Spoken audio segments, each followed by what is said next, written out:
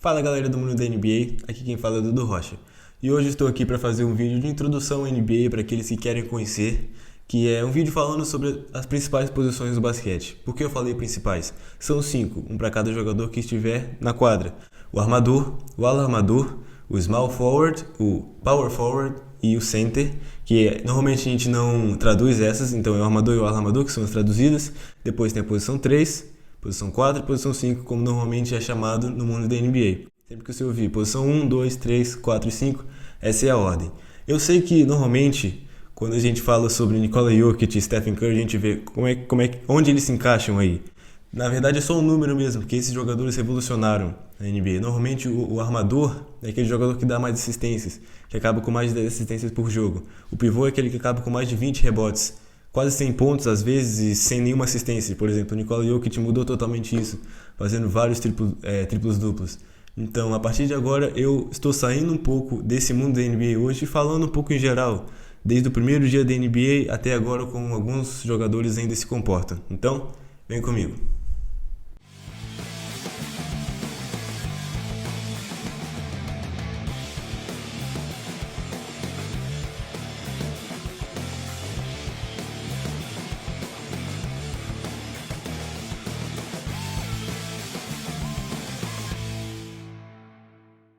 Como eu já falei no início, a primeira posição é a posição do point guard, que é o armador, aquele jogador que distribui o jogo.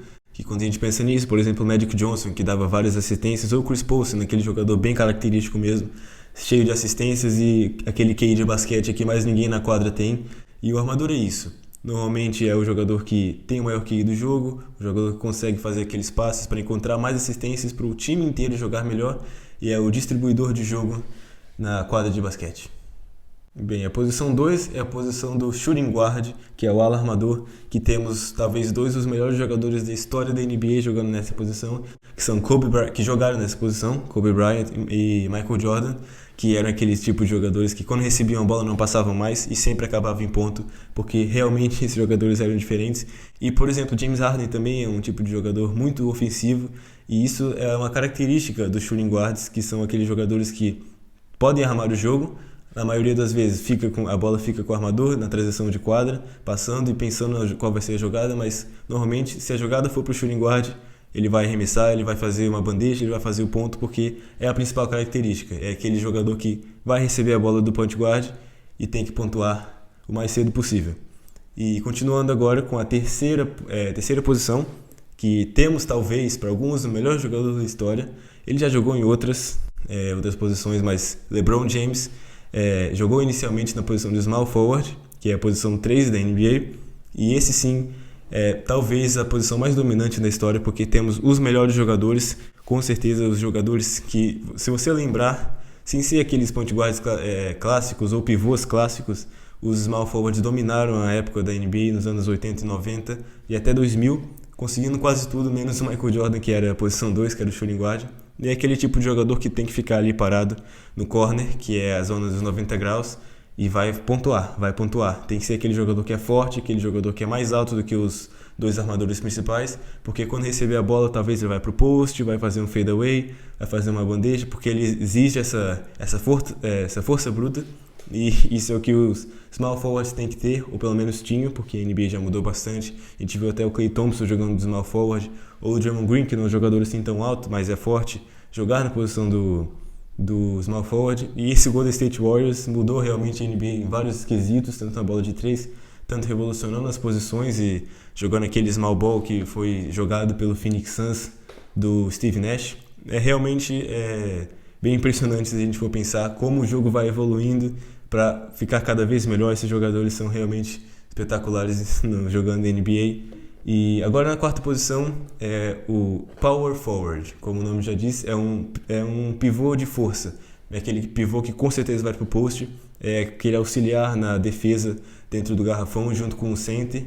E o objetivo deles é o quê? Rebote e pontuar, pelo menos isso assim overall. Porque hoje em dia os power forwards também pontuam bastante. Temos o Tim Duncan, temos o Kevin Garnett, que são ótimas São ótimos exemplos dessa posição, porque são jogadores de força, jogadores extremamente dominantes nas suas épocas e que pontuavam de qualquer jeito, mas também podiam fazer assistências, tinham aquela força para pegar os rebotes. São jogadores bem dominantes e all-around, normalmente os power forwards. Para ganhar esse papel na equipe, os power forwards têm que ser diferentes mesmo, porque é uma posição que ou vai ficar muito ofuscada, ou você é o melhor do time, para mim, na minha opinião, porque power forward é isso. Mas ou é o ofuscado, ou é o que tem menos pontos por jogo no time, menos assistências, menos rebotes, ou é realmente aquele jogador que muda, como o Tim Duncan e o Kevin Garnett, que são 2 MVPs e dominaram também tanto no Minnesota, tanto no San Antonio Spurs. E agora talvez na posição mais, tipo, como assim? Como é que eles são tão altos assim? Que é a posição de center.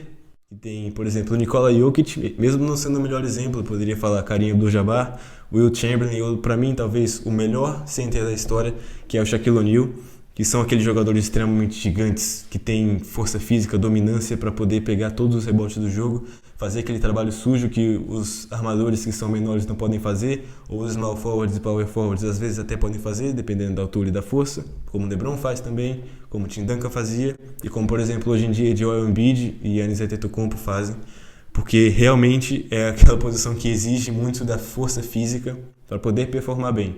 E por isso que para mim Shaquille O'Neal é o principal exemplo disso, porque ele era aquele jogador mais forte, dominante, e quando ele estava em quadra, ninguém podia fazer nada, tanto na defesa, tanto no ataque. Ou você fazia uma bola de 3, ou na defesa você não tinha muito o que fazer, ou você tinha outro Shaquille O'Neal para defender ele, porque era raramente fácil a gente ver o Shaquille O'Neal sendo marcado e levando aquele clamps que a gente fala, aquela gíria do basquete, que é quando o jogador é bem marcado e não consegue fazer nada na partida. Mas esse é um resumo, claro. Se vocês acharem que eu devia falar mais alguma coisa, podem falar aí. Eu ainda pretendo fazer outros vídeos de introdução no basquete. Esse é um vídeo curto para você ver, talvez essa posição encaixe mais para mim, eu sou mais alto, talvez seja mais forte, mais inteligente, consiga arremessar bem. Você que sabe, esse vídeo aqui é de introdução para te ajudar a te contextualizar na NBA. Eu acho que eu ajudei, espero que eu tenha ajudado. Se você tiver concordado, discordado de alguma coisa, escreve aí nos comentários, porque isso também ajuda muito a gente, todo mundo que pode evoluir, conversando um pouco nos comentários, porque eu acho que a partir desse ponto a gente vai criando aquele vínculo. Também deixa o like, se inscreve no meu canal, isso ajuda muito. Tem outros vídeos aí passando nos cards agora, espero que vocês assistam também. Não esqueçam de deixar o like e se inscrever no canal, como eu já disse, e valeu!